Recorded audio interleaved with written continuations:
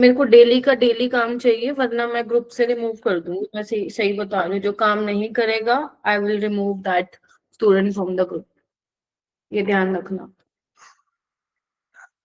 चाहे तुम्हारा स्कूल अब तुम्हें प्रेशर दे रहा है, क्या दे रहा है मुझे नहीं पता, आप लोगों को करना ही है। मैंने तुम लोगों को बहुत रिलैक्सेशन दिया है, हमेशा बोला है कि नहीं कोई बात नहीं, चलो इतना करके दे दो, इतना करके दे दो, बट अभी नहीं। अभी 1.5 महीना तुम्हें बहुत अच्छे से संभल के चलना है। स्कूल से छुट्टियां लेना शुरू करो। कुछ नहीं कहते भाई स्कूल वाले लास्ट के टाइम पे, कुछ भी नहीं कहते। मेडिकल भी दे दोगे ना उनको कोई फर्क नहीं पड़ेगा। 10 दिन की दे दो मेडिकल स्कूल में और छुट्टी ले लो। ठंडी में बोल दो बीमार हो गए हैं, ठीक है। मेडिकल बनवाओ अपने डॉक्टर से, जान पहचान को स्कूल में दो। बात है सीधी सी है। आकाश अपना ध्यान रखा कर, वैसे ही एक तो पढ़ाई में ध्यान नहीं है तुम्हारा, ऊपर से तुम बीमार हो चुके हो, हैं कैसे चलेगा ऐसे। दिव्या आपने भेजा मेरे को असाइनमेंट? Yes ma'am. और ये हरमीत आपने भेजा? हरमीत जी नो मैम। कब भेजोगी? मैम कल भेज दूंगी। आज क्या है?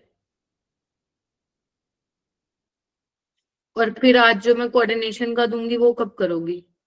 मैम कल छुट्टी लगाऊंगी।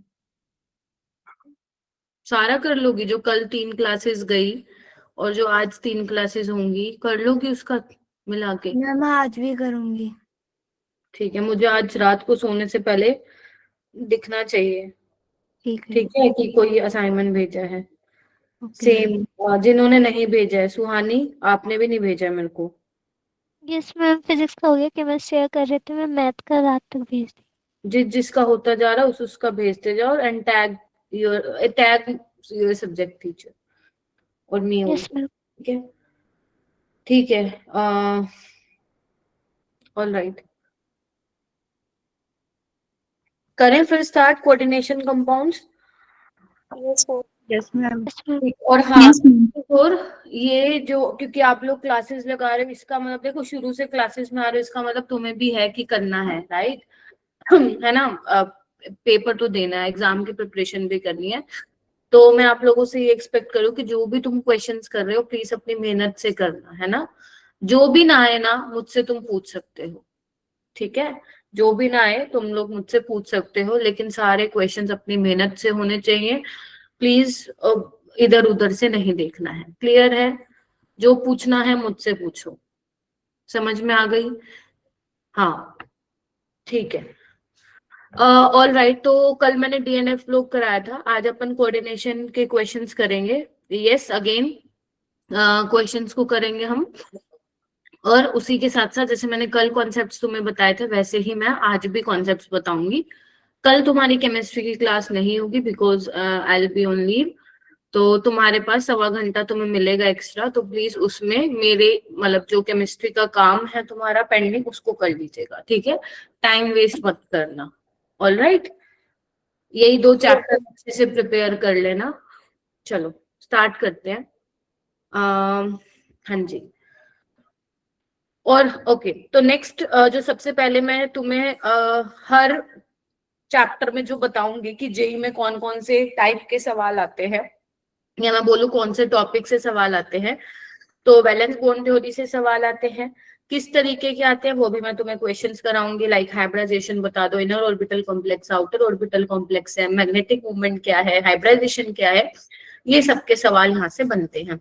सीएफटी के सवाल आते हैं। अब सीएफटी तुम्हारे ऑक्टाहेड्रल और टेट्राहेड्रल कॉम्प्लेक्सेस की मेन, वैसे तो स्क्वायर प्लैनर कॉम्प्लेक्सेस भी है, बट ऑक्टाहेड्रल और टेट्राहेड्रल में से ही ज्यादा क्वेश्चन आते हैं, तो आप इन दोनों के ही सवाल प्रैक्टिस करेंगे, ठीक है।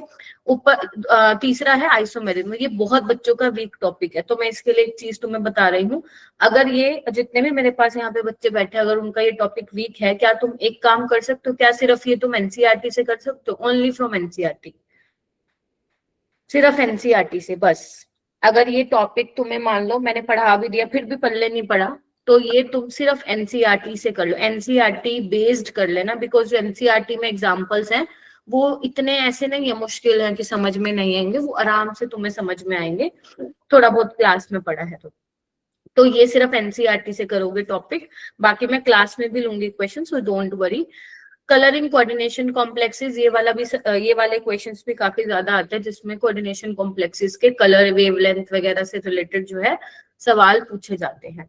ठीक है, सो आज जो अपना मेन जो फोकस रहेगा वो इन्हीं 4 टॉपिक से जो भर भर के क्वेश्चन आए हैं उनको हम सॉल्व करेंगे, राइट। और मैंने इसकी हाईलाइट्स ऑलरेडी भेज दी है, ठीक है, हाइलाइट्स मैंने इसका भेज दिया है, तो उसको अपने पास सेव करके रखो, दोबारा नहीं भेजूंगी, ठीक है। डीएनएफ लोग का भेज दिया, इसका भेज दिया, हर चैप्टर का भेजूंगी, इसको कहीं कोई फोल्डर बना के सेव कर लो अपने पास, ठीक है, ताकि तुम्हें जब भी पढ़ना हो फटाफट उसको अच्छे से पढ़ सको। गेटिंग माई पॉइंट और नोट? Yes ma'am. उसके अलावा जो मुझे बताना था तुम लोगों को, यस, तो इसी को ही हम आज करते हैं। तो मैंने टोटल 20 क्वेश्चंस लिए हैं, 10 क्वेश्चंस घर के लिए हैं। क्या 10 क्वेश्चन हो सकते हैं तुमसे? बिल्कुल करने ही पड़ेंगे, तुम्हारे पास कोई ऑप्शन नहीं है। 10 क्वेश्चन यानी कि 20 से 22 मिनट में तुम्हारे वो क्वेश्चन हो जाएंगे, ठीक है। चलो स्टार्ट करते हैं विद क्वेश्चन नंबर 1। देखो भाई, प्लीज ध्यान से सुनना, जहां पे भी दिक्कत आएगी वहां पे हैंड रेज करके पूछ लीजिएगा, ठीक है जी, बोलो। Yes ma'am. Yes ma'am.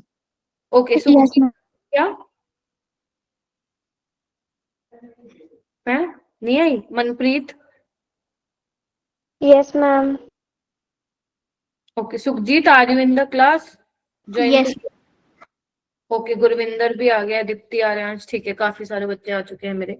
चलो आओ, मेरे यानी मेरी क्लास के चलो ये वाला क्वेश्चन करते हैं, तो थोड़ा प्रेजेंट रहो, ऐसा नहीं कल 60 बच्चे आ, देखो ना कितने बच्चे हैं, 42, कैसे चलेगा भाई काम? तुम तो 2 दिन में हाथ खड़े कर दिए मैम, हमसे तो ना हो पाएगा। हाँ चलो क्वेश्चन को देखो एक बार, क्वेश्चन क्या कहता है? क्वेश्चन कहता है इनमें से, प्लीज इसको रट्टा मत मारना, समझ के चीजों को करोगे तो ही बेनिफिट मिलेगा। Identify the following species in which D2sp3 hybridization is shown by the central atom। यानी कि आपको ये बताना है कि इनमें से कौन सी ऐसी स्पीसीज है तो D2sp3 हाइब्रिडाइजेशन दिखा रहा है।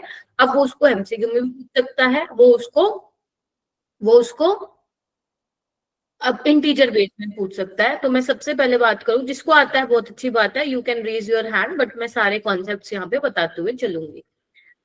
देखो सबसे पहले अगर मैं बात करूंगी कोबाल्ट की, यहाँ पे अगर तुम ध्यान से देखो तो कोबाल्ट की ऑक्सीडेशन स्टेट यहाँ पे +3 है ना। तो बेटा जो ये वीबीटी सीएफटी के सवाल है ना, ये तुम बिना लिगेंड के बारे में पता लगाए या बिना ऑक्सीडेशन स्टेट सेंट्रल एटम की पता लगाए तुम नहीं सवाल कर सकते हो। तो बेशक मैंने टॉपिक्स तुम्हें ये बताया हाई वेटेज, लेकिन इसके लिए तुम्हें ऑक्सीडेशन स्टेट कोऑर्डिनेशन नंबर भी आना चाहिए। मानते हो कि नहीं मानते हो? मानते हो ना? तो कोबाल्ट यहाँ पे +3 है, कोबाल्ट हमारा होता है 27 यानी कि argon 18, 4s2 3d7, this is our 27 वाला कोबाल्ट। अब कोबाल्ट +3 का मतलब क्या है? पहले s में से जाएंगे, ठीक है, 2 गए और 1 d में से, तो आर्गन 18 3d6 ये बन गया है। Getting my point? अब 3d6 को तुम कैसे लिखोगे? 1 2 3 4 5 6 यहाँ आएगा अकॉर्डिंग टू हुन्स रूल, है ना, अकॉर्डिंग टू हुन्स रूल। जो हुन्स रूल कहता है अगर D orbital generate 5d orbital generate वो है डी जनरेट है, तो पहले सिंगल इलेक्ट्रॉन भरो, फिर पेयरिंग करना चालू करो। और ध्यान रखना जो भी हाइब्रिडाइजेशन से रिलेटेड क्वेश्चन आएंगे वो तुम बीबीटी से ही सोल्व करोगे, ना कि सीएफटी से। Is that clear? जो भी हाइब्रिडाइजेशन से रिलेटेड क्वेश्चन आएंगे या फिर मैग्नेटिक मूवमेंट से क्वेश्चन आएंगे वो तुम इसी से ही सोल्व करना, ठीक है। चलो ठीक है, अब यहाँ से ध्यान से देखो, कोबाल्ट +3 में है, क्या मैंने तुम्हें ये बताया था? जब कोबाल्ट +3 में होता है तो ध्यान से सुनो, अगर उसके साथ अमोनिया है, वाटर है और अपना ऑक्सलेट है, तो ध्यान रखना वैसे तो ये वाटर और ऑक्सलेट वीक फील्ड लिगेंड में आते हैं, गेटिंग माय पॉइंट। लेकिन जब कोबाल्ट +3 में होता है तब क्या होते हैं? ये स्ट्रॉन्ग फील्ड लिगेंड की तरफ बिहेव करते हैं, ठीक है। ये छोटी छोटी चीजें हैं जो तुम्हें लिखना, अगर तुमने क्रैश कोर्स की अलग से नोटबुक बना रखी है तो आप ये नोट डाउन मतलब इस तरीके से प्रैक्टिस कर करके लिख सकते हो। तो अगर ये स्ट्रॉन्गफील्ड लिगेंड की तरह बिहेव कर रहा है मेरा बेटा, तो पेयरिंग चालू हो जाएगी यहाँ पे, मतलब पेयरिंग हो जाएगी, ये यहाँ आ जाएगा और ये यहाँ आ जाएगा। तो मैं क्या बनाना चाहूँ, देखना एक बार क्या लिखूं मैं, ये लिखूंगी 3D, यहाँ पे 4s और यहाँ पे 4p। बोलो क्या कहते हो। तो हमें कोऑर्डिनेशन नंबर कितना है 6, तो मुझे कितनी खाली जगह चाहिए 6, मिल गई क्या 6, 1 2 3 4 5 6। तो हाइब्रिडाइजेशन इसकी क्या हो जाएगी D2sp3। ठीक है, वैसे ये तो मैंने तुम्हें सिखा दिया, लेकिन पेपर में तुम्हारे पास इतना टाइम नहीं होगा निकालने का, है ना। तो तुम्हें ध्यान रखना है, अगर D6 आ रहा है और कोबाल्ट +3 है तो भाई साहब क्या हो जाएगा वहां पे D2sp3 हो जाएगा। तो D6 स्ट्रॉन्गफील्ड लिगेंड में D2sp3 होगी क्या हाइब्रिडाइजेशन, और अगर वीक फील्ड लिगेंड है तो फिर sp3d2 होगी। ठीक है, उसके बाद BRF5। ये BRF5 क्या है, आप ध्यान से देखो, ये केमिकल बॉन्डिंग से पूछा है, केमिकल बॉन्डिंग से पूछा है। कैसे निकालते हो केमिकल बॉन्डिंग में हाइब्रिडाइजेशन निकालना सिखाई थी मैंने। Half of number of valence electron bromine 7 + 5 कितने हैं, फ्लोरीन है यहाँ पे, तो कितना आ गया 12/2 6। तो 6 के करस्पॉन्डिंग हाइब्रिडाइजेशन क्या होगी sp3d2। ठीक है, D2sp3 नहीं होगी इसमें, क्लियर है। ये D2sp3 वाला फंडम कोऑर्डिनेशन कंपाउंड्स में लगाते हैं। प्लेटिनम की बात करोगे तो यहाँ पे देखो, यहाँ पे तो कोऑर्डिनेशन नंबर 4 है, यहाँ पे तो हो ही नहीं सकती D2sp3, क्योंकि कोऑर्डिनेशन नंबर 4 में या तो sp3 होगी या dsp2 होगी। ठीक है, और प्लेटिनम वाले कॉम्प्लेक्सेस में ये होती है dsp2। SF6 में भी क्या होगी sp3d2 होगी। तो यानी कि अपना करेक्ट आंसर क्या आ गया, ए ऑप्शन आ गया। किसी को भी इस क्वेश्चन में प्रॉब्लम है तो please raise your hand and ask.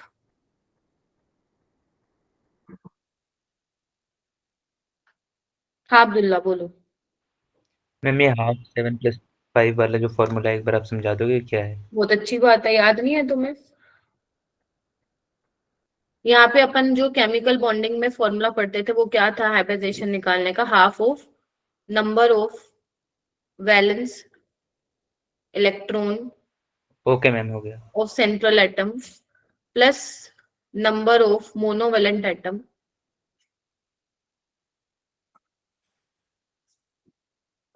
ठीक है, साथ में प्लस माइनस जो चार्ज होता था स्पीसीज पे। हालांकि इसमें नहीं है, बट अगर प्लस होता तो उतना आप माइनस कर देते और जितना माइनस होता उतना आप लोग ऐड कर देते, तो उसके हिसाब से निकालते हैं। बाकी जिसको डाउट है अनम्यूट करो और पूछो, डायरेक्ट अनम्यूट कर लो क्योंकि ऐसे पता नहीं चलता ना। हाँ श्रुति, अमनदीप, नवजोत, अंशिका, आप लोगों ने हैंड रेज किया हुआ, कुछ हुआ, पलक, दिव्या, आंसर के लिए ठीक है, डन हो गया ये वाली चीज। चलो आगे, चलो अब बात करते हैं हम क्वेश्चन नंबर 2 की। हालांकि क्वेश्चन नंबर 7 है but this is our question number 2। क्या पूछा है आपको, क्या पूछा है, select the option with correct property. अब मैं आपको एक चीज बहुत ध्यान से बताना चाहती हूँ कि जो निकल वाले कॉम्प्लेक्सेस हैं आप लोगों के वीबीटी में वो इतने इंपॉर्टेंट है ना, जितने भी यहाँ पे तुम 50 बच्चे बैठे हो बहुत सारे बच्चों को अपनी शिफ्ट में देखने को मिलेंगे निकल के कॉम्प्लेक्सेस। ठीक है, तो सबसे पहले अगर मैं बात करूं NiCO4, तो NiCO4 वैसे तो देखो तुम्हें पता ही होना चाहिए, इतने इंपॉर्टेंट है, मुंह जुबानी बिना निकाले ही तुम्हें पता होने चाहिए। जो आपसे ज्यादा क्वेश्चन की प्रैक्टिस कर चुके हैं बच्चे वो सोल्व भी नहीं करेंगे इसको, विद इन सेकेंड्स इसको टिक लगा के आ जाएंगे पेपर में। ठीक है, तो आपको भी उतनी ही प्रैक्टिस करनी पड़ेगी कि आप भी विद इन सेकेंड से टिक लगा के। अब देखो क्योंकि मैं समझा रही हूँ तो आ जाओ। अब निकल की अगर देखोगे तो यहाँ 0 ऑक्सीडेशन स्टेट है, बट बिकॉज CO क्या है, न्यूट्रल लिगेंड है, तो निकल का एटॉमिक नंबर होता है 28। 28 का मतलब क्या हुआ, आर्गन 18 3D8 4s2, राइट। सो 3D8 को कैसे फिल करोगे,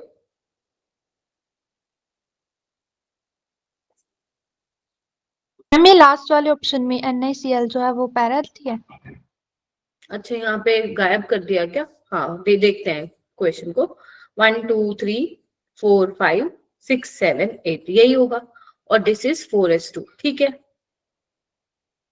आगे होगा 4p हो जाएगा बिकॉज p के पास 3 होंगे, तो दिस इज 4p।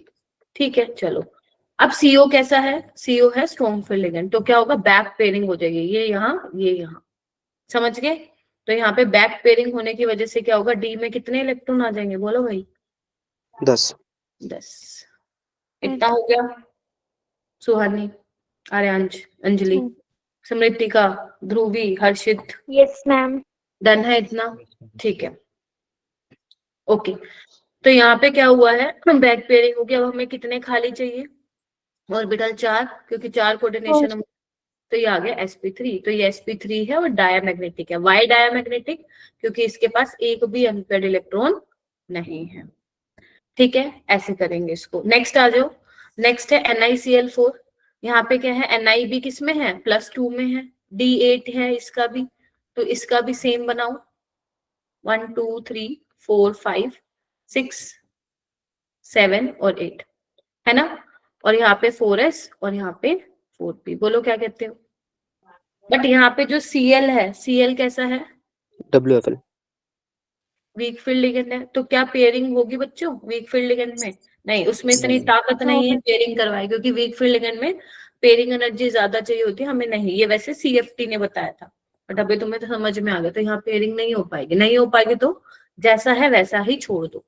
ठीक है, तो हमें खाली कितनी जगह चाहिए? 4। तो खाली तो मिल गई हमें, तो ये भी sp3 होगा, but this is paramagnetic. This is paramagnetic. Clear है? तो ये दो कॉम्प्लेक्स सुपर सुपर से भी ऊपर इंपॉर्टेंट है, सुपर से भी ऊपर इंपॉर्टेंट है। ठीक है, सुपर से ऊपर का मतलब हद ज्यादा, तो ये करना ही करना है। तो वो कह रहे हैं कि दोनों में डायमैग्नेटिक है, गलत हो चुका है।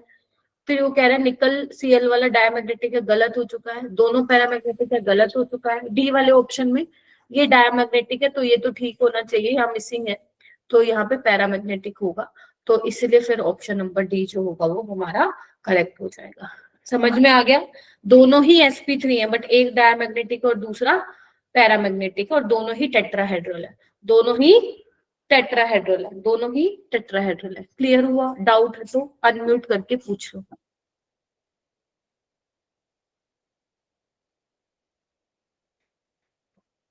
प्रिंस हो जाएगा क्या? मनप्रीत, आकाश, रिद्धिमा, जशनप्रीत, मयंक, स्मृति का है, ठीक है,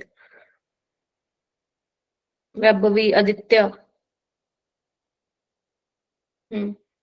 चलिए। और भाई पूरे टाइम बैठ के टेस्ट दिया करो तुम लोग, पता नहीं इतने कम कम टाइम में निकल जाते। तुम्हें पता है जेई का पेपर कितने घंटे का होता है, पता है क्या? 3 आवर। 3 आवर। और जेई एडवांस का पता है? जेई एडवांस का पता है कितने घंटे का मैम होता है? 6 घंटे। 6 घंटे। जब तुम 3 घंटे ही नहीं बैठ पा रहे, 6 घंटे में चक्कर आ जाएंगे तुम लोगों को, बता दे रही हूँ। अगर गलती से क्वालिफाई कर लिया तुम लोगों ने और पहुंच गए यहाँ पे, तो बैठ लोगे क्या 6 घंटे? तो इसीलिए make a habit of sitting 3 hour completely. ये गंदी आदतें बनी हुई है तुम्हारी। 20 मिनट में उठ गए, 1 घंटे में उठ गए, चुलचुल मचती है क्या 1 घंटे बाद पेपर देते के बाद? हाँ, पानी पीना तो साथ रखो, एक बार ही वॉशरूम हो क्या हो, ताकि बीच में ना उठना पड़े। तो पूरे 3 घंटे बैठो, चाहे पेपर में सिर्फ 5 ही क्वेश्चन आते हो, पूरे 3 घंटे बैठो, मैं बता दे रही हूँ आप लोगों को। नहीं तो आदत बहुत खराब हो जाएगी, और जेई में तुम्हें निकलने भी नहीं देंगे। 3 घंटे ही बैठना पड़ेगा तुम्हें वहां पे, सिर दर्द होएगा फिर, क्योंकि आदत ही नहीं है। और कई बच्चे क्या होते हैं, क्या करते हैं, बैठे रहते हैं, मतलब टेस्ट एंड नहीं करते, बीच में कहीं घूमने चले जाते हैं, और जब 3 घंटे होते तो वो अपने आप ऑटोमेटिकली एंड हो जाता है टेस्ट। ऐसे भी करते हो, आधी से ज्यादा जनता वही करती है यहाँ पे जो बैठी है, कि अच्छा मैडम को दिखाना है, 3 घंटे बैठे, चलो भाई हो गया जितना होना था, अपने आप 3 घंटे बाद टेस्ट बंद हो जाएगा। तभी कहते हैं अपने आप से ईमानदार रहो।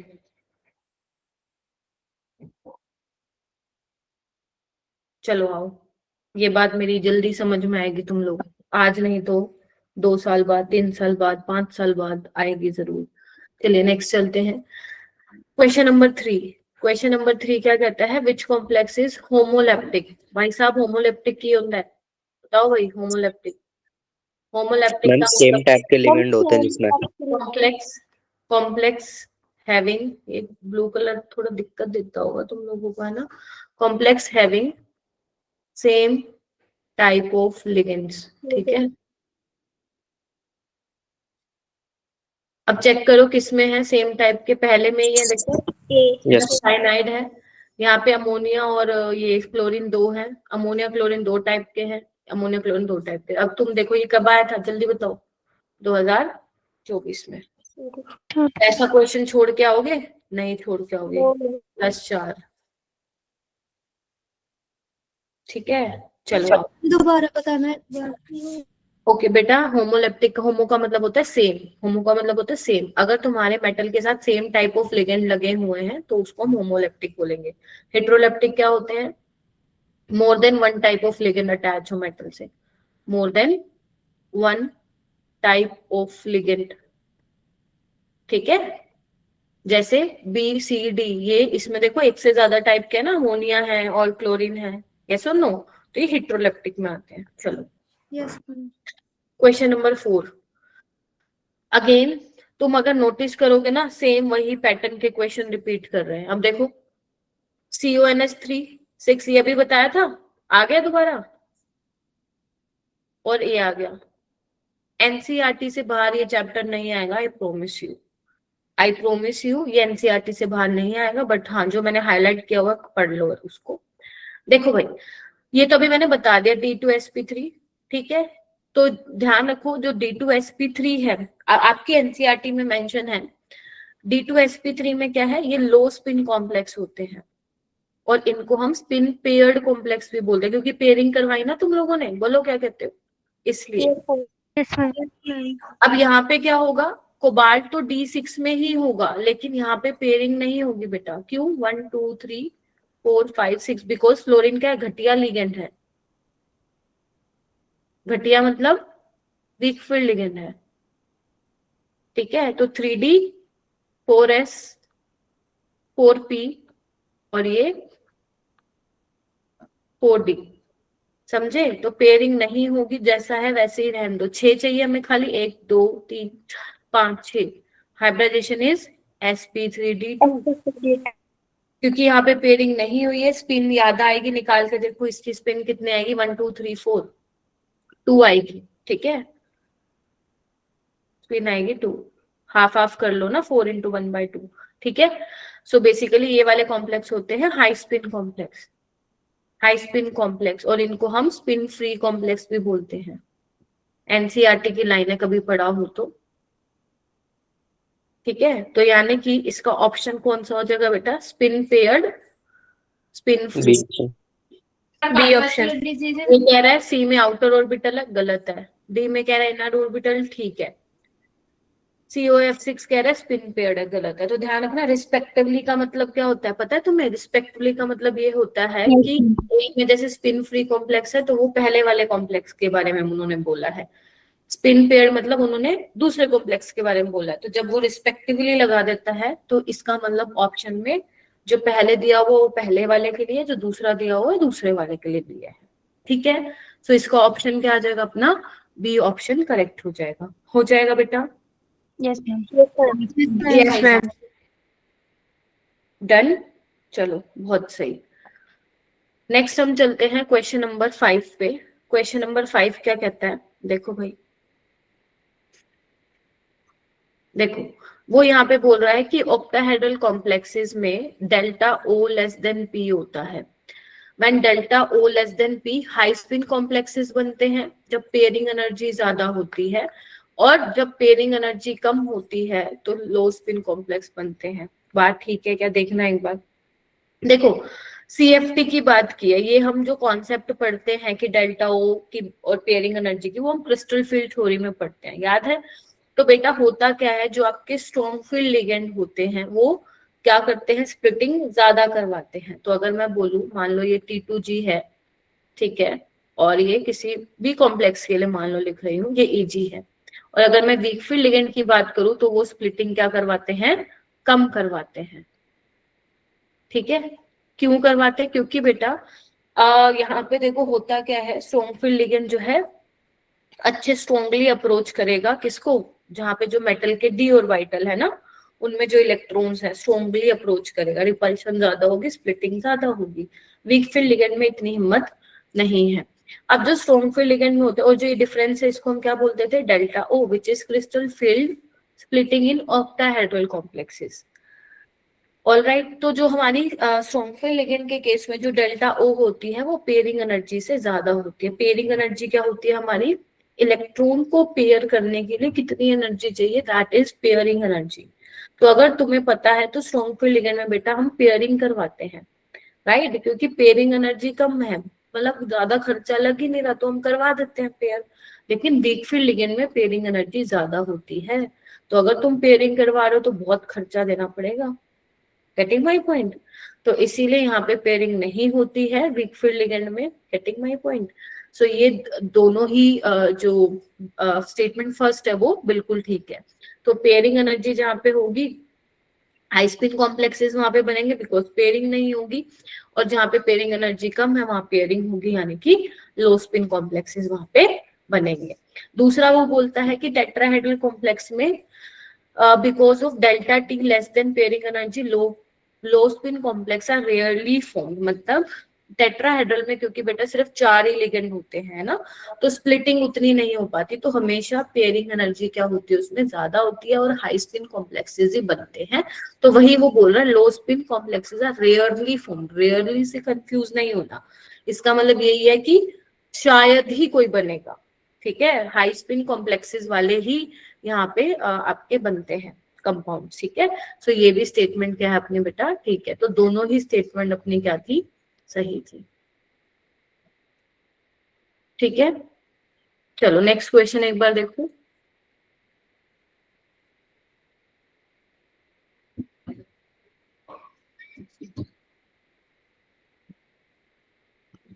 हाँ, क्या पूछा इसमें अपने से, लिस्ट 1 एंड लिस्ट 2। देखो भाई किससे आया हुआ ये सवाल, बोलो भाई, ये अपना आया हुआ है क्रिस्टल ड्रिल थ्योरी से।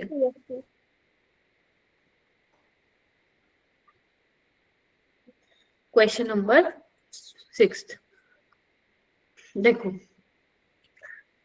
ये कुछ कॉम्प्लेक्स दिए हुए हैं अपने को। आओ, पहला दिया हुआ है क्रोमियम का, ठीक है, ओके। दूसरा दिया हुआ है आयरन का, तीसरा दिया हुआ है निकल का,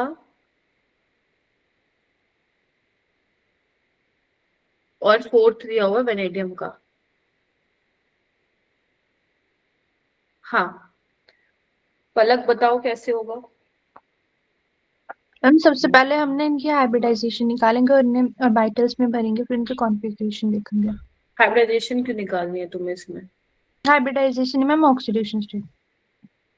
हाँ, तो क्रोमियम की कितनी है? 3 है। तो इलेक्ट्रॉनिक कॉन्फ़िगरेशन क्या होगी इसकी?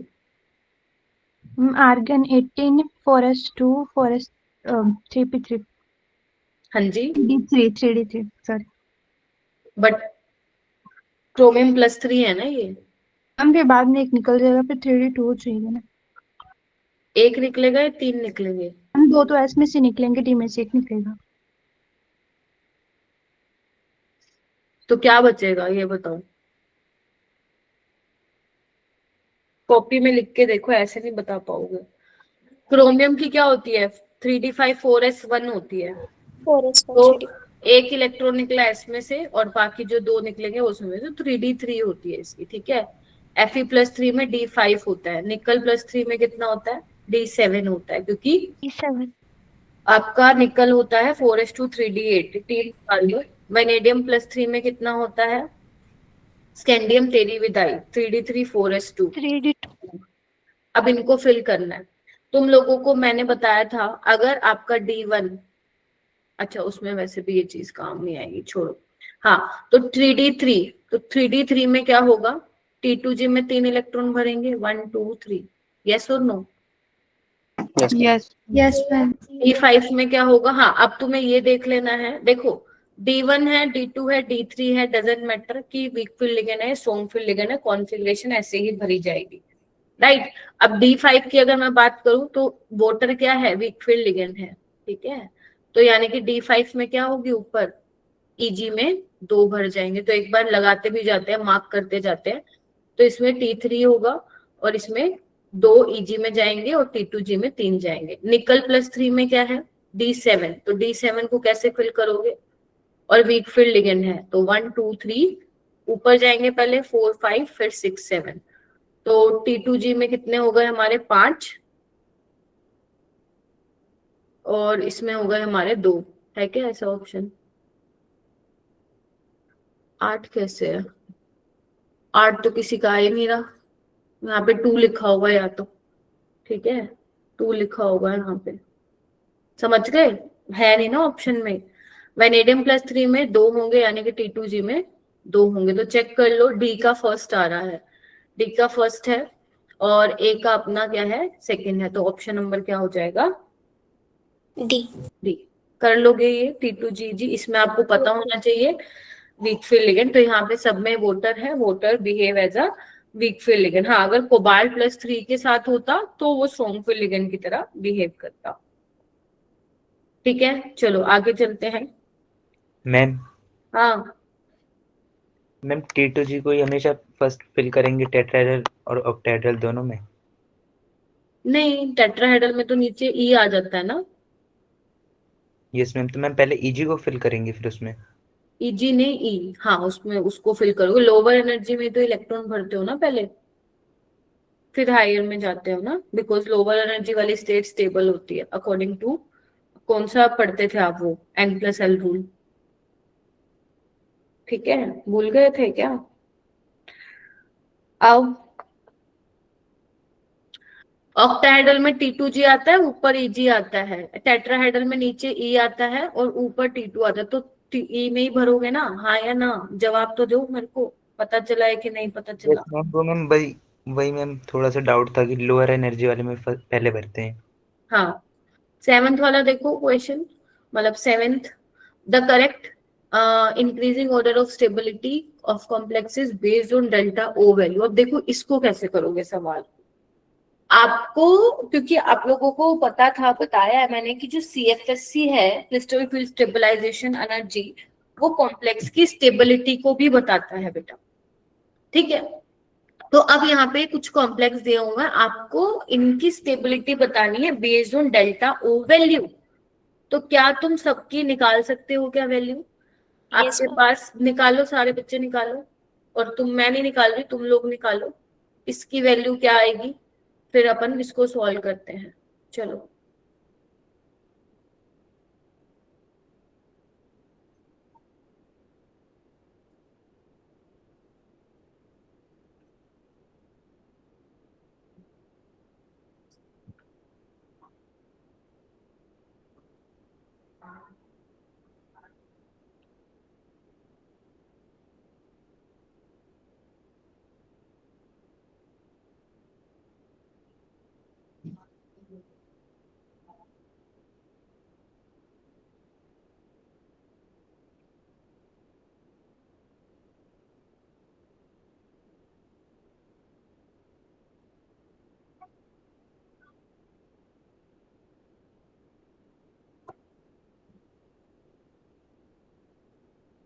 जल्दी से निकालिए, CFSC कैसे निकालोगे?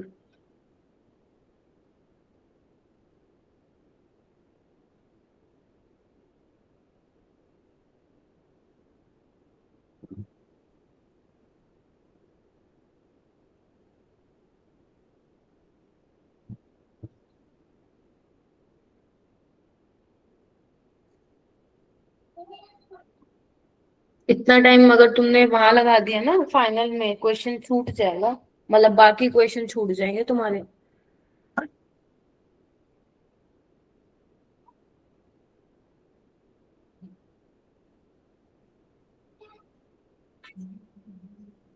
कृतिका कितना आ रहा है फर्स्ट का, निकाला है तुमने?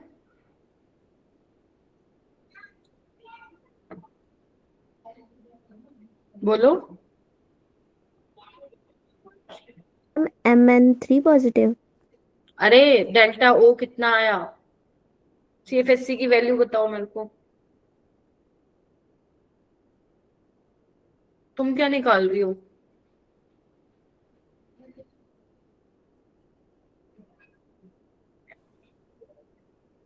आप क्या निकाल रहे हो कृतिका? अब बोलो बेटा। मैम अब्दुल्ला मैंने तुमसे पूछा है? Sorry ma'am.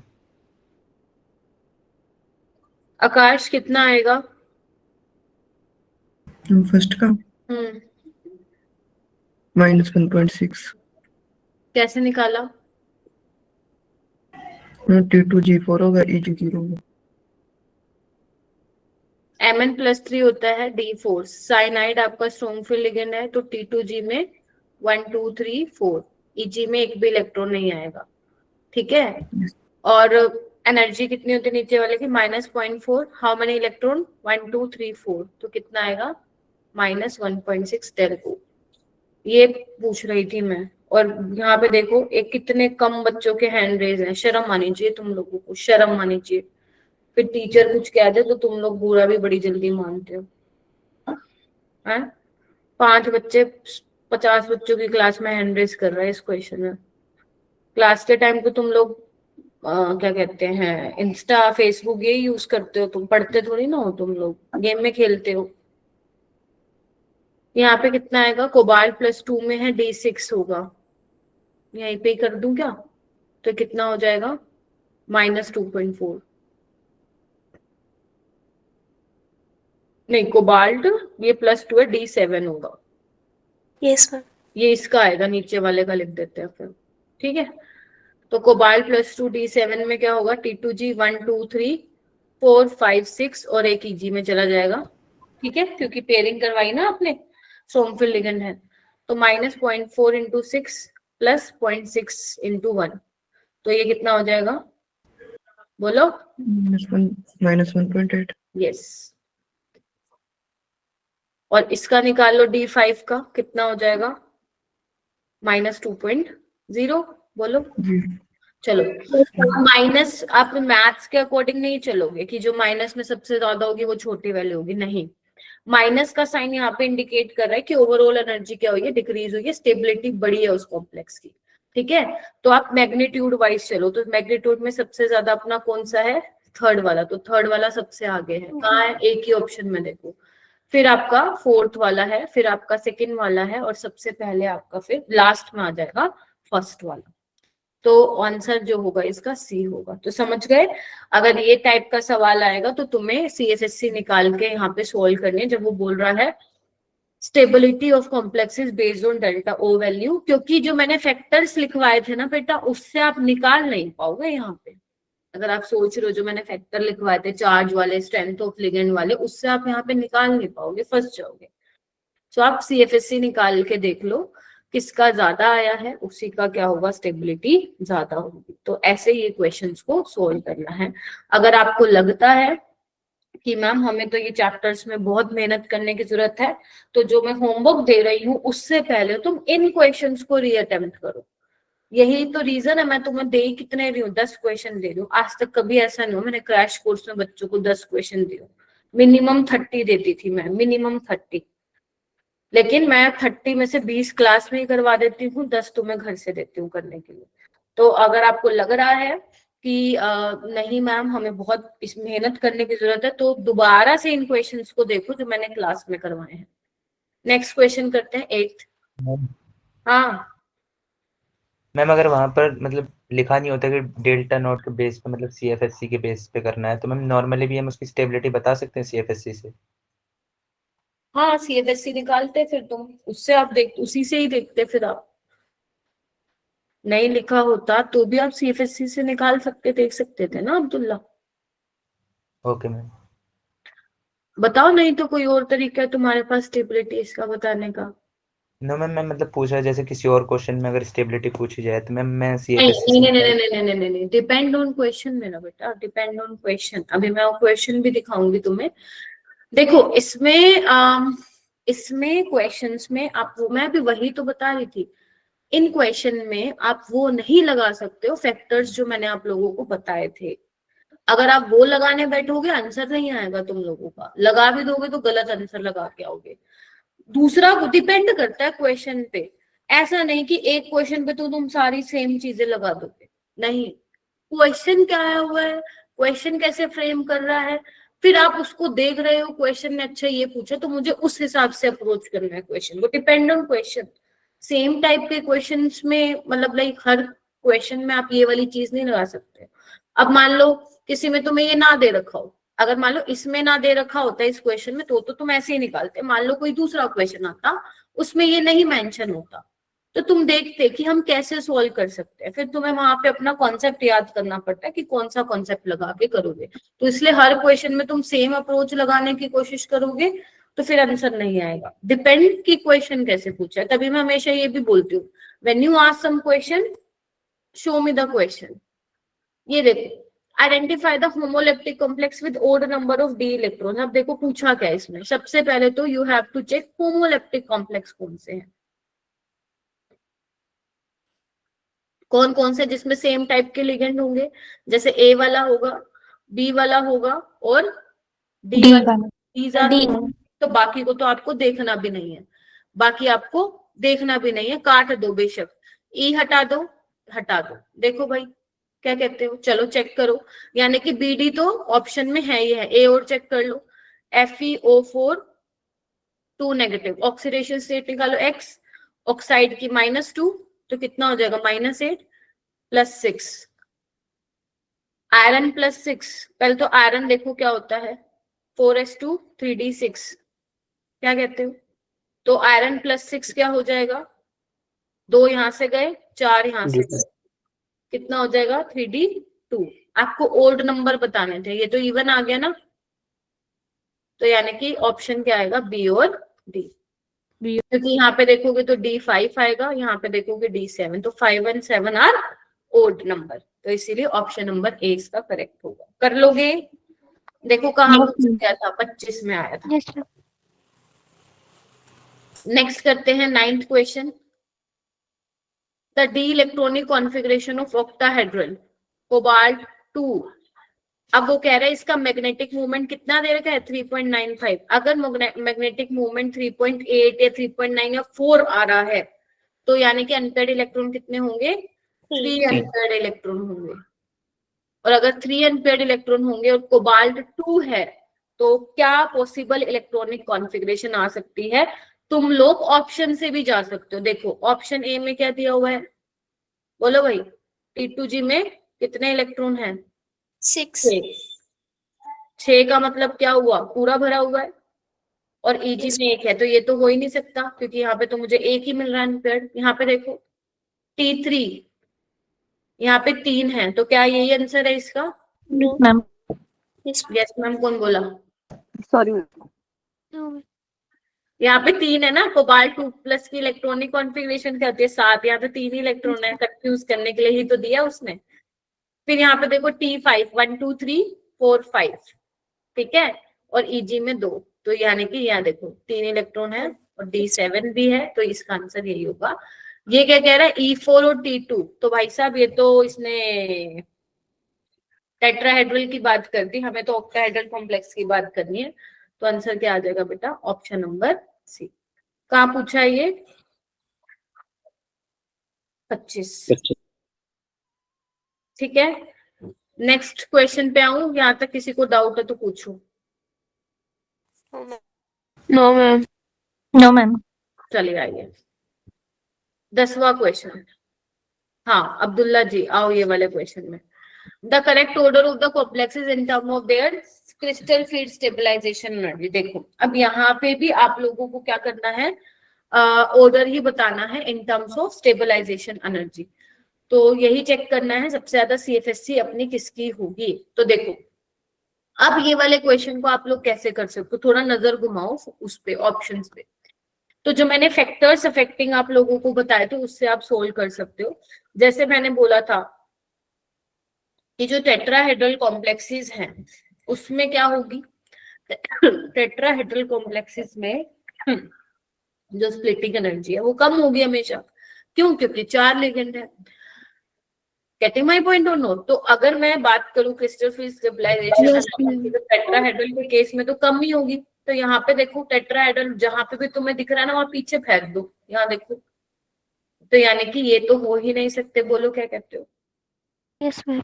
अब यहाँ पे देखो, यहाँ भी 6 अमोनिया वाला 6 अमोनिया, यानी कि इससे तो आप डिफरेंशिएट नहीं कर पाओगे। आगे बढ़ो, यहाँ पे क्या EN क्या होता था, इथाइलिन डाइअमीन। डायमीन। ठीक है जी, हाँ मैम ठीक है। और यहाँ पे क्या है, अमोनिया। ठीक है, अब कैसे करेंगे, देखो अगर तुम दोनों में CFSC निकालने चलोगे अब्दुल्ला, देखो अगर तुम उसमें वो वाला लगा लेते हो जो पिछले वाला सवाल था, अगर तुम दोनों में CFSC निकालोगे तो सेम आएगी। क्यों? क्योंकि कोबाल्ट +3 है ना, D6 है, पेयरिंग हो जाएगी और सेम CFSC की वैल्यू आएगी। तो how will you differentiate both of these? आप अब एक्सप्लेन करोगे on the basis of ligand strength. Yes और नो? तो Yes, जब ma'am. स्पेक्ट्रोकेमिकल सीरीज वहां देख रहे हो, अब ये याद करनी है तुम्हें स्पेक्ट्रोकेमिकल सीरीज, तो EN जो होता है वो स्ट्रॉन्ग फील्ड लिगेंड होता है अमोनिया से, हाँ के ना?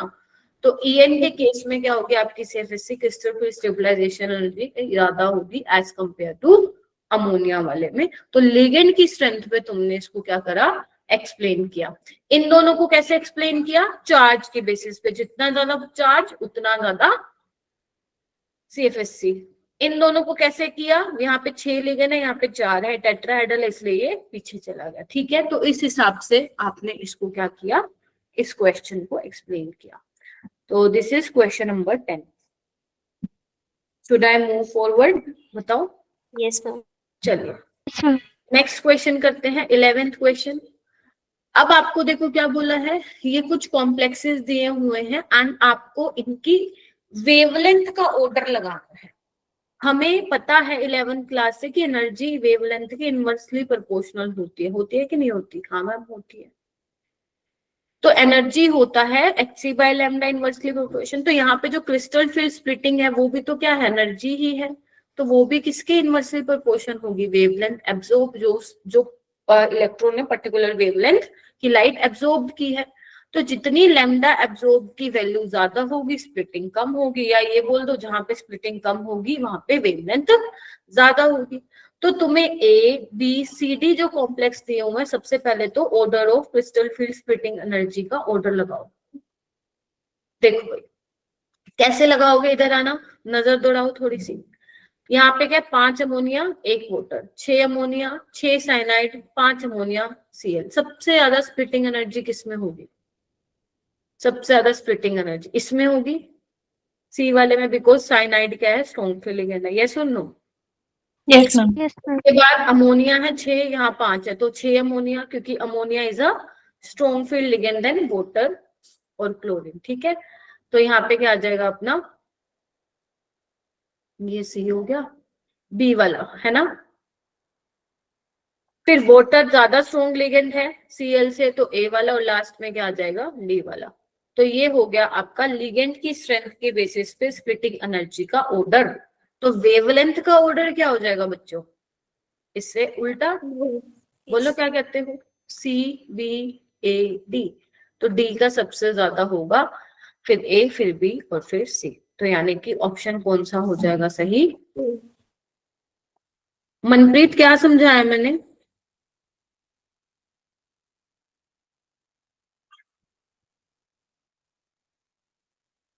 मनप्रीत क्या समझाया मैंने?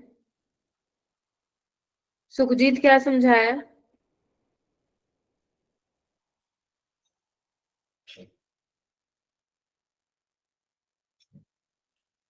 हो आप दोनों क्लास में कि नहीं हो?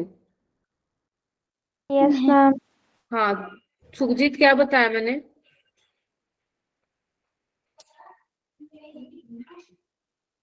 बबल क्या बताया मैंने? बबल, अंजलि क्या बताया मैंने?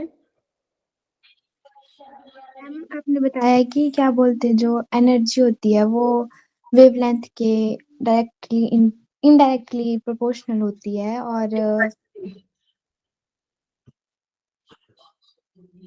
हाँ, और आपने बताया कि जो मतलब जो स्ट्रेंथ होती है लिगेंड्स की वो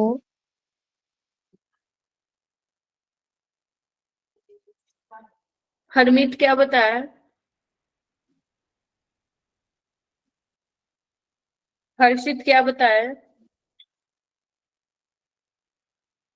हर्षित कपूर क्या बताया मैंने? सुनीति क्या बताया? तुम्हारी तो बेटा खैर नहीं है, तुम बच्चों की रुक जाओ तुम लोग। सुनीति क्या बताया?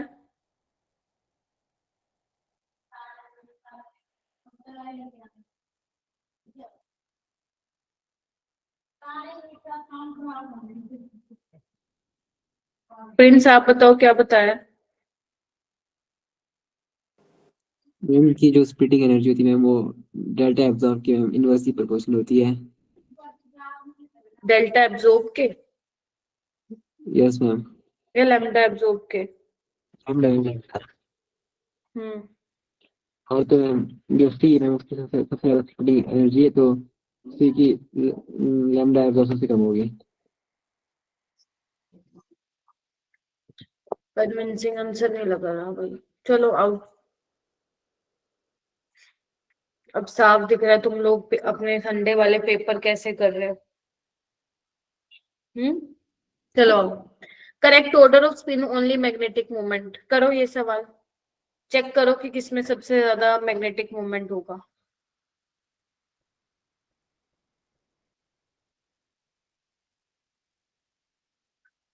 सुहानी तुम बताओगे ये क्वेश्चन, ठीक है? Yes ma'am.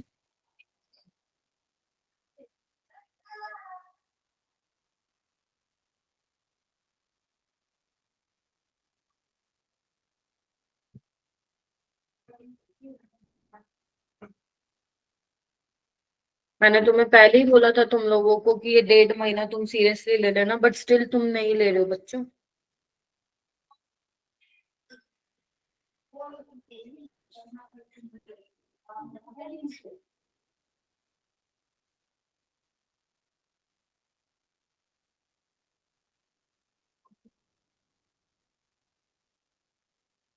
सुहानी कैसे निकालोगी फर्स्ट वाले का, मुझे बताओ। मैम इसकी बोलो बोलो। इलेक्ट्रॉनिक कॉन्फ़िगरेशन निकाल के मैम इनके जो डी सब शेल में जो इलेक्ट्रॉन होंगे जितने हम्म मैम उन पेयर्ड इलेक्ट्रॉन सही मैम बोल। मैग्नेटिक मोमेंट का फॉर्मूला लगाएंगे √n × n+1 का। 1 का या 2 का? n+। Fe+3 में कितने हैं इलेक्ट्रॉन?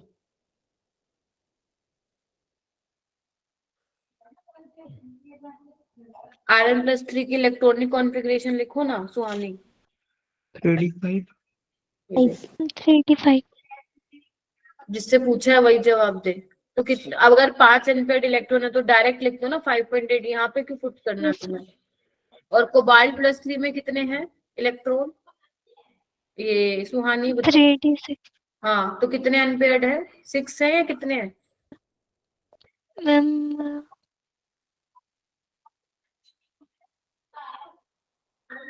4। 4। इतना सोच नहीं बोलना बेटा, टाइम निकल जाएगा, है ना? 4 अनपेयर्ड है तो 4.8। और इसमें लास्ट वाले में इलेक्ट्रॉन नहीं है मैम। 0 अनपेयर्ड, क्योंकि ये स्ट्रॉन्गफुल लिगेंड की तरह बिहेव कर रहा है, तो सबसे यही होगा फिर तो। फर्स्ट वाला ही आंसर आ गया हमारा। ठीक है, कर लोगे दिव्या, धनंजय, श्रुति, अंशिका? Yes ma'am. चलो नेक्स्ट हम करते हैं 13th क्वेश्चन। 13th क्वेश्चन क्या बोल रहा है? The number of paramagnetic metal complexes. करो, समझ गए ना किस टाइप से क्वेश्चन पूछ रहे हैं वो? करो। इसमें भी आपको पैरामैग्नेटिक बताना। शुरू हो जाओ सारे बच्चे करना, मैं डायरेक्ट लिखूंगी, है ना? चलो करो, पहले तुम ही करो।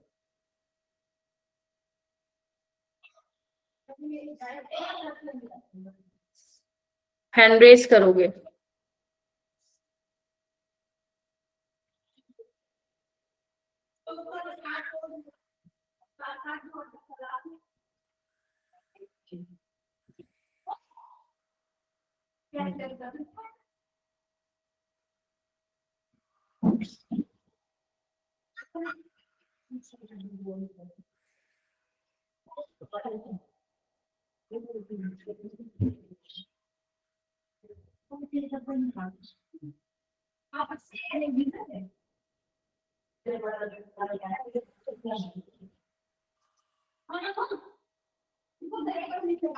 अमनदीप आप बताओ।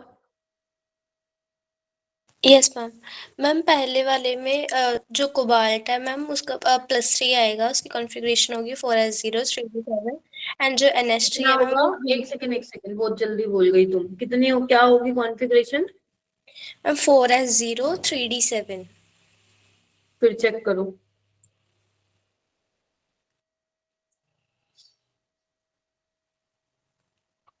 Four S 0 3d6 ma'am. ठीक है, फिर मैम फिर जो अमोनिया है वो वीक फील्ड लिगेंड है मैम, वो पेयरिंग नहीं करवाएगा। गलत। दिव्या आप बताओ। अमनदीप तुम एक बार फिर चेक करो। हाँ बोलो Divya. Ma'am NH3 strong field ligand है मैम, वो पेयरिंग करवा देगा।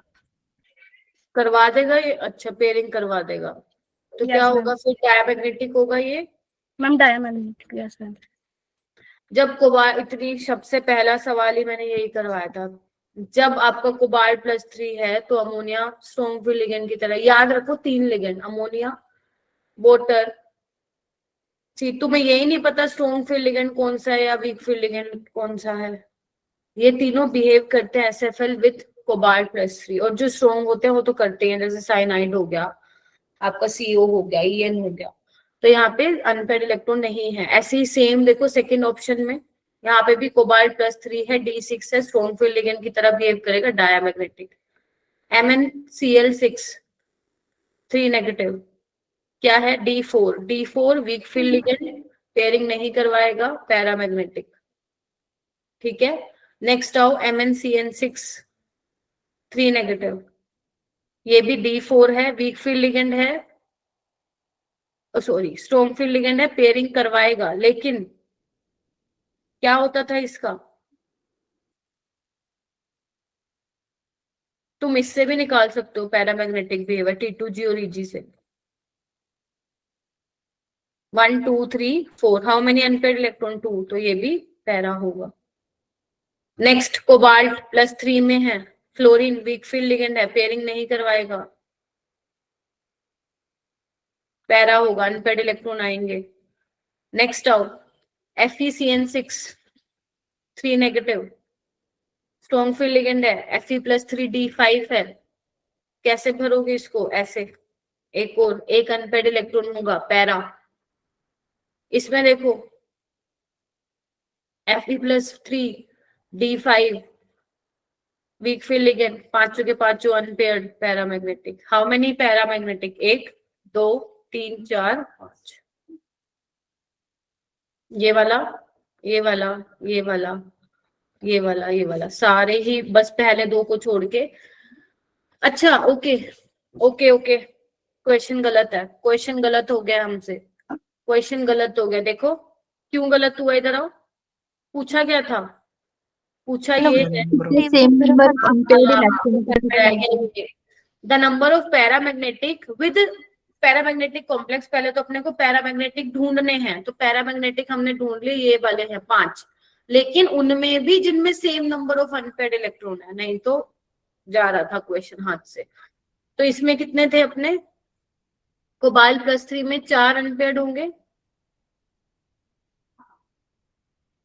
इसमें 1 अनपेयर्ड है, इसमें 5 हैं, इसमें कितने आ रहे थे अपने? 2,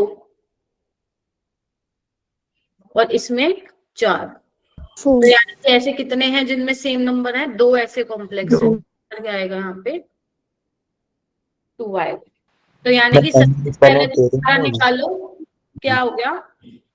मैम मैंगनीज वाले में पेयरिंग क्यों नहीं हुई है? SFL है उसमें। कहाँ पे नहीं हुई पेयरिंग? मैम वो जो MnCN6 वाले में करवाई तो है पेयरिंग, ये देखो T2G और EG होता है ना, तो D4 है ना, 1 2 3, तो 4th यहाँ पे तो यार है। अच्छा ये कैसे पेयरिंग करवाओगे तुम? इसमें नहीं होगी, इसमें पेयरिंग इस तरीके से ही होगा। ठीक है, तभी जान करके मैंने T2G और EG से समझाया, क्योंकि BBT तो सही से एक्सप्लेन भी नहीं कर पाया था। तो ये बहुत इंपॉर्टेंट कॉम्प्लेक्स है। यहाँ पे हमें क्या लगता है, एक अनपेयर्ड एक भी अनपेयर्ड नहीं होता, हमें ये लगता है, but this is wrong, 2 unpaired होते हैं। CFT इसको बता पाती है सही से। 1 2 3 पहले सिंगल सिंगल भरोगे, गेटिंग माय पॉइंट, फिर फोर्थ वाला यहाँ पे आ रहा है इलेक्ट्रॉन, ठीक है। इसको मत करा देना पेयरिंग तुम लोग, मान लो इसको भी पेयरिंग करा दोगे, नहीं, ठीक है, ऐसे फीलिंग नहीं होती है इलेक्ट्रॉन की T2G में। मैम यही डाउट था जो मैंने आपको एक बार क्वेश्चन भेजा था तो हाँ, मैंने वहां पे भी यही बोला था, यहाँ पे भी यही बोल रहे हो कि 2 अनपेयर्ड इलेक्ट्रॉन रहेंगे। तो इसको लिख लो अगर तुम बार बार भूल जा रहे हो इसको तो, ठीक है। जब MnCN6 वाला ये कंपाउंड है जहां पे Mn+3 में विच इज D4, तो उसमें 2 अनपेयर्ड इलेक्ट्रॉन रहते हैं, ना कि एक अनपेयर्ड इलेक्ट्रॉन, ठीक है। D2sp3 होती है इसकी हाइब्रिडेशन, ठीक है। तो कितने सेम नंबर वाले थे, एक ये वाला हो गया अपना 4 वाला, ये 2 कॉम्प्लेक्स हो गए। तो इस तरीके से आपको क्या कर लेना है, सोल्व कर लेना, हो जाएगा। बोलो भाई।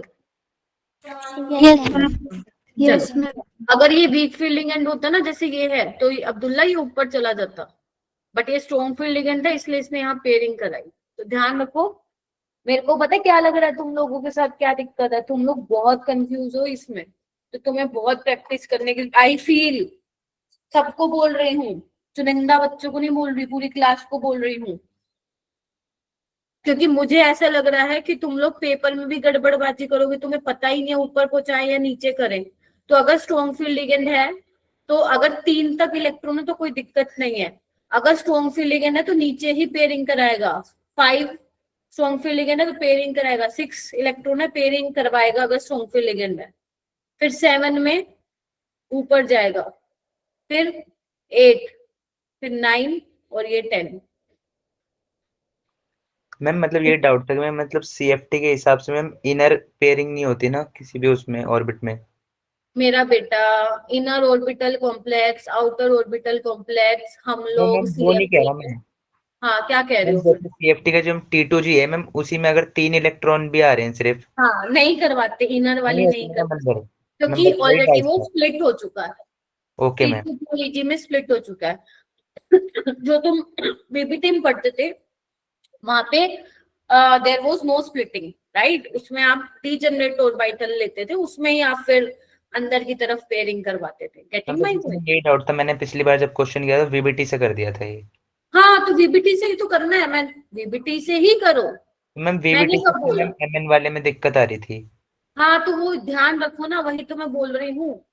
ये देखो, MN में D4 है ना, 1 2 3 4 4 इलेक्ट्रॉन है, ठीक है, ठीक है। तो तुम लोग क्या सोच रहे हो, CN स्ट्रॉन्ग है, इसको भी पेयरिंग करा दो, इसको भी, लेकिन ध्यान रखना तुम्हें इसमें एक को ही पेयरिंग करवानी है, क्योंकि एक को ही पेयरिंग करवाते हमें D2 2 खाली मिल चुके हैं। तो तुम लोगों को मैंने जब पढ़ाया था तो याद होना चाहिए कि जब हम पेयरिंग करवा रहे हैं नहीं करवा रहे, वो ये सोच के करवा रहे हैं कि हमें खाली 2 मिल रही है नहीं, तो हमें एक की पेयरिंग करवाते ही 2 खाली ऑलरेडी मिल गए हैं, तो इसलिए हम इसकी पेयरिंग नहीं करवाते। ये VBT की लिमिटेशन भी थी कि कुछ भी कर रहा है वो, लेकिन जब हम CFT पे आए तो हमें पता चल गया कि इलेक्ट्रॉनिक कॉन्फ़िगरेशन ऐसी क्यों है, because now the orbital is splitting into 2, T2G and EG, getting my point. तो इसमें 2 रहेगा, अब इस पर और बहस करने की जरूरत नहीं है, याद रखना अगर तुम लोग भूल जाते हो तो इसका आंसर आएगा 2। ये वाला करो क्वेश्चन, ये क्वेश्चन करो। The d electronic configuration of COCl4 2 negative in tetrahedral is EMT2, sum of M and number of unpaired electron। ये बताना तुम लोगों को। करो, कोबाल्ट +2 D7, कैसे भरोगे इसको, नीचे E आता है, ऊपर क्या आता है, T2 टेट्राहेड्रल में, और स्ट्रॉन्ग वीक फील्ड लिगेंड ही है, तो पेयरिंग तो होती ही नहीं है टेट्राहेड्रल में, तो 1 2 पेयरिंग नहीं होती, तो ऊपर जाएगा 3 4 5 सिंगल सिंगल भर दिए, अब नीचे 6 7, यस और नो। तो E में कितने हैं, 4, T2 में कितने हैं, 3, ये M है, ठीक है। Sum of M and number of unpaired electron, M कितने हैं, 4, अनपेयर्ड इलेक्ट्रॉन कितने हैं, 3, आंसर क्या आएगा, 7।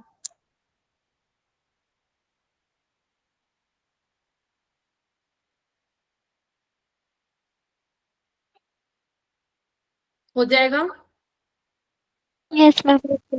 Yes ma'am. Yes, ma'am. ये वाला क्वेश्चन देखो, a transition metal M among Mn, Cr, Co, Fe, highest standard electrode potential M3 plus से M+2, दिस इज तुम्हारा डी ब्लॉक का क्वेश्चन कॉन्सेप्ट। इनमें से सबसे ज्यादा ये जो रिडक्शन पोटेंशियल है M+3 से M+2 में जाने का किसका ज्यादा होगा? मैंने कल तुम्हें मार्क भी करवाया था, किसका था? Ma'am chromium. कोबाल्ट। है कोबाल्ट। हाँ कोबाल्ट। आकाश यार कमजोर कर रखे तुम लोगों ने। कोबाल्ट का था सबसे ज्यादा, कोबाल्ट और मैग्नीज का सबसे ज्यादा था, और इन दोनों में से भी कोबाल्ट का सबसे ज्यादा था। तो ये जो मेटल है वो हमारा कोबाल्ट है, और वो किस टाइप का कॉम्प्लेक्स बना रहा है? ये वाला, ठीक है, 4 नेगेटिव। आपको क्या बताना है? The number of electron present in Eg, Eg में कितने होंगे? तो ये D7 है, तो T2G Eg। अब क्योंकि ये स्ट्रॉन्ग फील्ड लिगेंड है तो क्या होगा? 1 2 3 4 5 6 और एक ऊपर जाएगा। तो how many electron in Eg? 1। तो आंसर आएगा 1।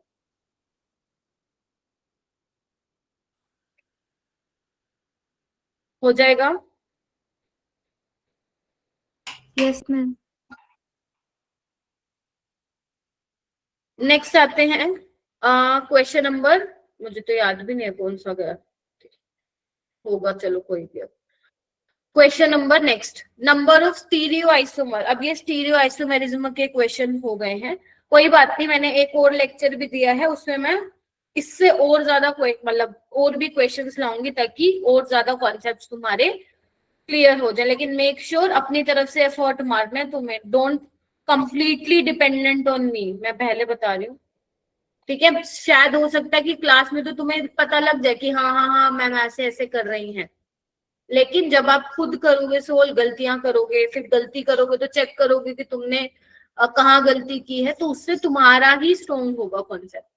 अब देखो यहाँ पे स्टीरियो आइसोमर बताना है। स्टीरियो आइसोमर क्या होते हैं? Geometrical plus optical isomer.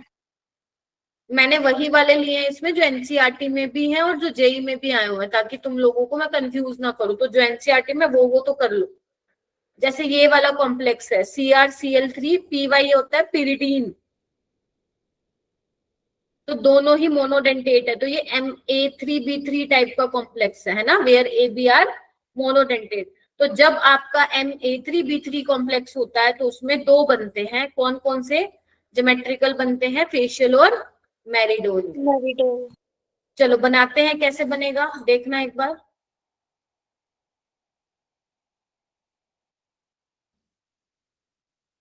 Colour ऊपर देखो, ऑक्टाहेड्रल है ना, तो 6 इस तरीके से दिखा लिए मैंने। तो आपको क्या करना है, जो सेम टाइप के लिगेंड है उनको एक ट्रायंगुलर मतलब एक फेस में लगा दो, और बाकी 3 एक फेस में लगा दो। दिख रहा है? इस देखो ये ट्रायंगुलर फेस बन रहा है, इधर ध्यान से देखो सारे बच्चे। तो ये आपका हो गया फेशियल वाला। और क्या एंगल है ClCl में? देखो ना 90 डिग्री एंगल है, हाँ या ना? क्लोरीन में यस मेरिडोनियल कैसे बनता है? मेरिडोनियल को तुम फेशियल से कॉपी करो, Cl एडजेसेंट पे लगा दो, फिर एक छोड़ के क्या कर दो तुम, यहाँ पे Cl लगा दो। समझ रहे हो क्या बोल रही हूँ मैं?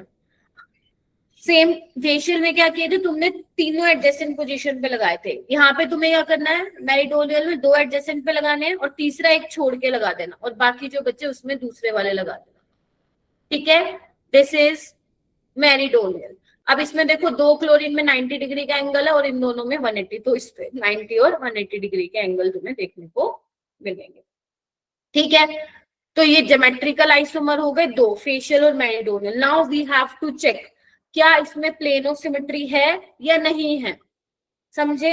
अब चेक करते हैं कि ऑप्टिकली इनएक्टिव है या एक्टिव है। मैंने तुम्हें कहा था अगर 2 same monodentate ligand trans position पे आते हैं तो वो ऑप्टिकली क्या होगा?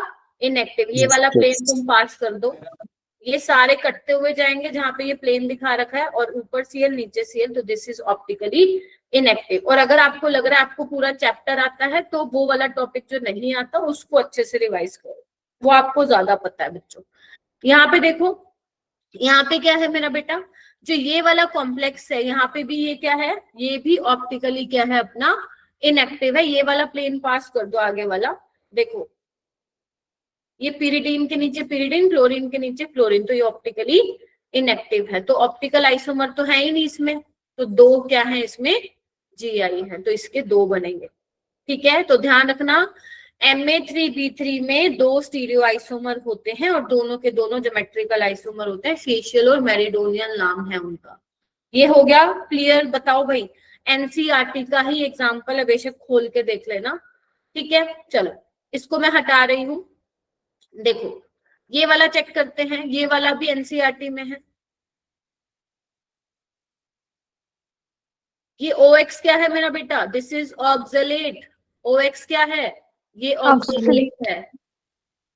तो ये कौन से टाइप का है, MAA2B2 टाइप का कॉम्प्लेक्स है। AA मतलब बाइडेंटेट, जिसमें डोनर एटम सेम है, जैसे ऑक्सीजन में डोनर एटम सेम, मतलब दो ऑक्सीजन है। B क्या है आपका मोनोडेंटेट। तो इसको कैसे बनाओगे, ध्यान से देखो, हम इसमें दो ऐसे लगा लो लेगा। और बाकी को ऐसे लगा लो। ये ऑक्सलेट को मैंने ऐसे दिखाया। एक क्या और पॉसिबिलिटी है कि Cl को किस पे लगा दो, ट्रांस पे लगा दो।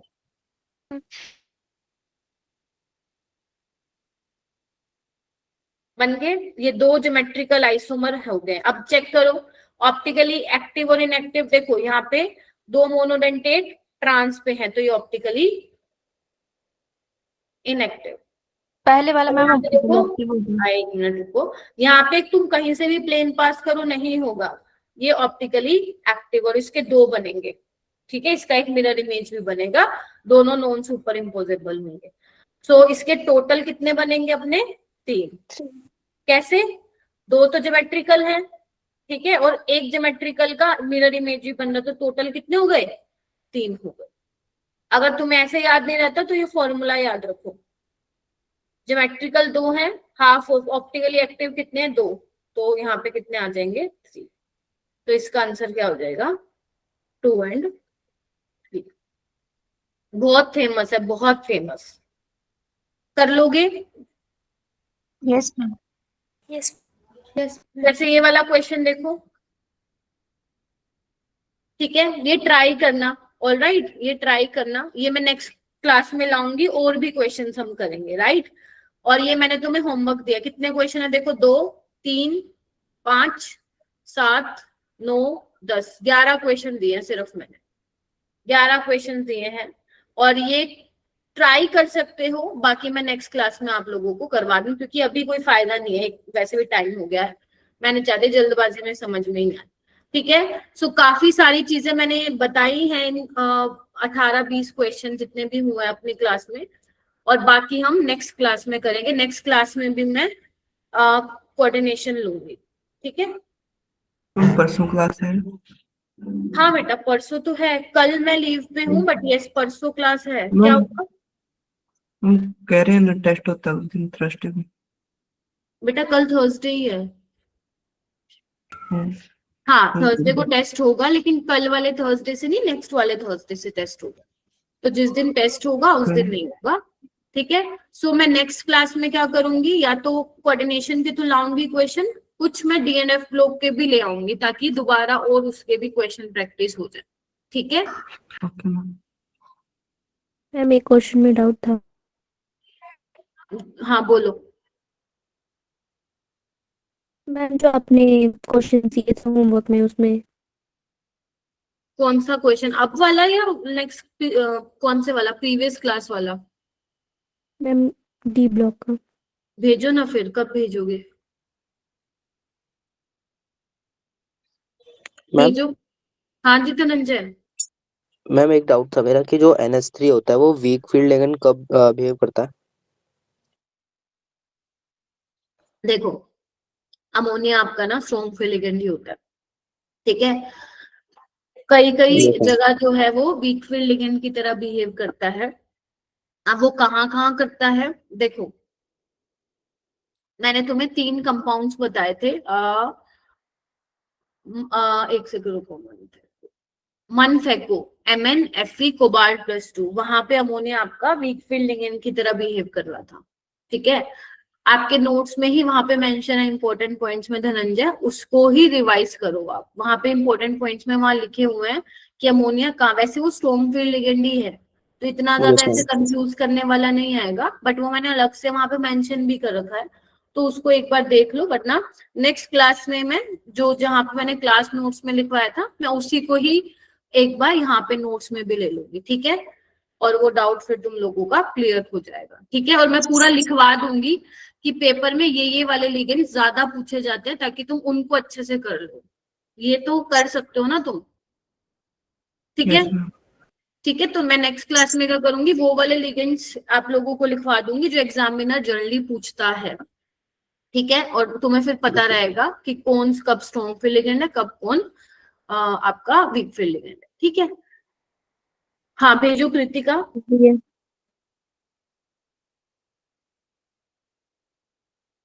देखो एक बार देख लो बच्चों, जो कृतिका ने क्वेश्चन पूछा है। स्क्रीन शेयर करती हूँ। अच्छा, स्क्रीन तो शेयर ही है। दिख रहा है क्या तुम लोगों को स्क्रीन पे कुछ? Yes ma'am. Yes ma'am. अरे यार एक मिनट, एक सेकंड।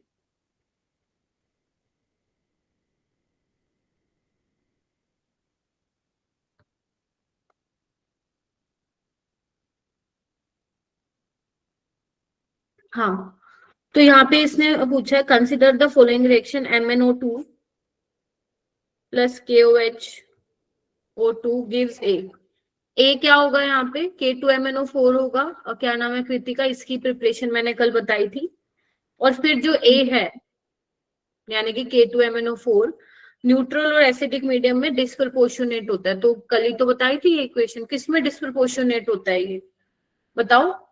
KMnO4 में होता है। और बताओ, कोई बताएगा और किस में होता है? क्या मिलता है हमें? MnO2 है ना। तो ये +6 में +7 +4, तो इसका ऑक्सीडेशन भी हो रहा है, रिडक्शन भी हो रहा है, तो डिस्प्रपोर्शनेशन। आपको क्या बताना है?